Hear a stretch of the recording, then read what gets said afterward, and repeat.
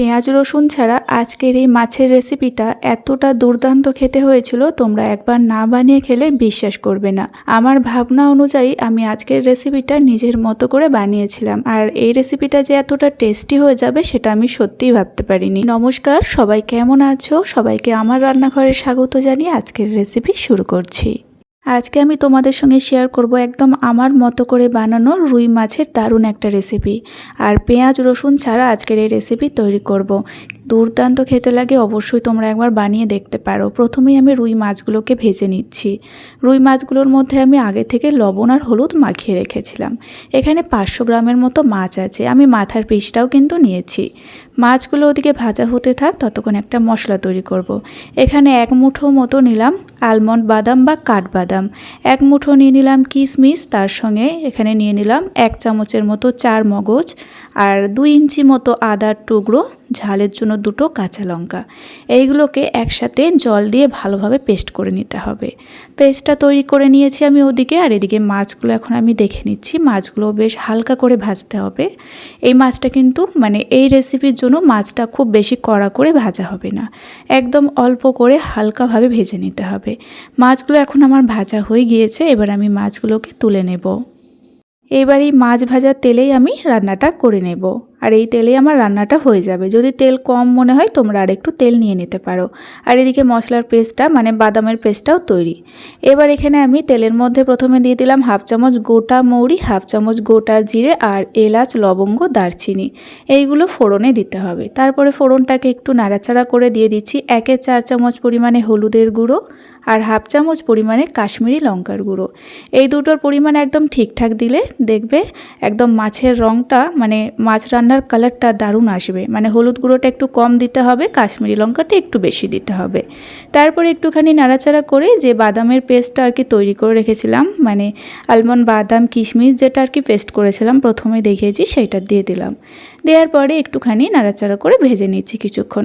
তেলের সঙ্গে আর কি ভালোভাবে কিছুক্ষণ নাড়াচাড়া করলে কালারটা ঠিক এরকম চলে আসবে। তো কিছুক্ষণ ভাজার পরে এখন দিয়ে দিচ্ছি এখানে 2 চামচ টক দই, 1 চামচ টমেটো সস, আর দিয়ে দিলাম স্বাদ মতো লবণ, আর একটুখানি জিরের গুঁড়ো, 1/4 চামচ পরিমাণে জিরে গুঁড়ো, আর দিয়ে দিলাম স্বাদ মতো চিনি। এই রান্নাটা একটু মিষ্টি মিষ্টি হবে। আর তারপরে এখন ভালোভাবে কিছুক্ষণ সমস্ত কিছুই মিশিয়ে আরও কিছুক্ষণ আমি কষিয়ে নিয়েছি। এইবার অল্প করে একটুখানি এই পর্যায়ে জল দিতে হবে। এই সময় জলটা খুব বেশি দেওয়া যাবে না, অল্প জল দিয়ে মিনিট 2-এর জন্য একটু ঢেকে দিতে হবে লো ফ্লেমে। তাহলে মশলাটা একদম সুন্দরভাবে কষানো হয়ে যাবে, আর মশলার কাঁচা গন্ধগুলো একেবারে চলে যাবে। 2 মিনিট হয়ে গেল, চাপাটা খুলে নিলাম।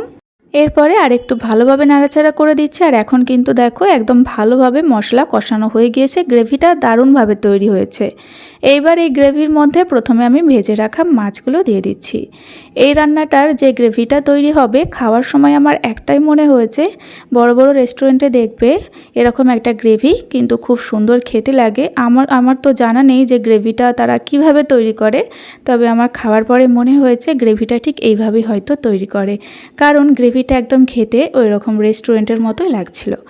তো এখানে মাছগুলোকে ভালোভাবে মিশিয়ে নিয়ে এবার একটুখানি জল দিয়ে দিলাম, 1 কাপ মতো জল দিয়ে একটু নাড়াচাড়া করে কয়েকটা চেরা কাঁচা লঙ্কা দিয়ে দিচ্ছি।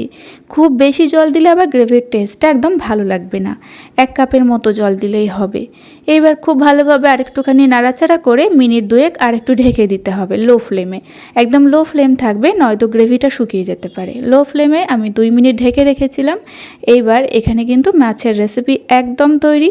এখন আমি গ্যাসের ফ্লেম অফ করে কিছুক্ষণ ঢেকে দিলাম, তারপরে কিন্তু আমি তোমাদের সার্ভ করে দেখিয়ে দিচ্ছি। রান্নাটার রঙটা এতটা সুন্দর হয়েছিল, তার সঙ্গে টেস্টটাও কিন্তু দুর্দান্ত হয়েছিল। এটা এমন একটা রেসিপি যেটার সঙ্গে কিন্তু ফ্রাইড রাইস, পোলাও সব কিছুর সাথে খেতে পারবে। পেঁয়াজ রসুন ছাড়া মাছের আজকের রেসিপি না বানালে কিন্তু সত্যিই বিশ্বাস হবে না এটার টেস্টটা কতটা সুন্দর। তো রেসিপিটা যদি ভালো লাগে তাহলে অবশ্যই একটা কমেন্ট করে জানাতে ভুলো না। আর এরকম নিত্য নতুন রেসিপি দেখার জন্য আমার চ্যানেলটিকে সাবস্ক্রাইব করে নিতে পারো, তার সঙ্গে অবশ্যই বেল আইকনটি প্রেস করে রাখবে।